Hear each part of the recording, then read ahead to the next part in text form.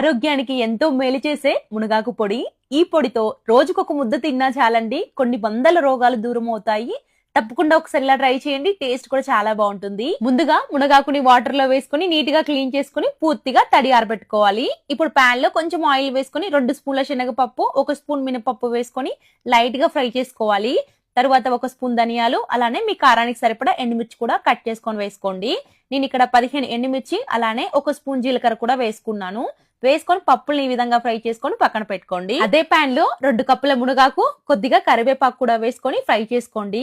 Fry చేస్తుండగా కొద్దిగా చింతపండు అలానే ఒక 5-6 వెల్లుల్లి రెబ్బలు కూడా వేసుకొని ఆకుని సిమ్ లో పెట్టుకొని బాగా ఫ్రై చేసుకోవాలి. ఇప్పుడు జార్ లోకి ముందు ఫ్రై చేసుకున్న ఎండుమిర్చి, సరిపడా సాల్ట్ వేసుకొని మెత్తగా గ్రైండ్ చేసుకున్న తర్వాత ఈ మునగాకు కూడా వేసుకొని లైట్ గా బరకగా గ్రైండ్ చేసుకోవడం. చాలా మంది ఇండ్లలో ఈ మునగాకు చెట్టు ఉన్నా సరే ఆకుని మాత్రం యూజ్ చేయరండి. ఒక్కసారి ఇలా చేసి పెట్టుకుంటే 3 నెలల పాటు వాడుకోవచ్చు. తప్పకుండా ట్రై చేయండి.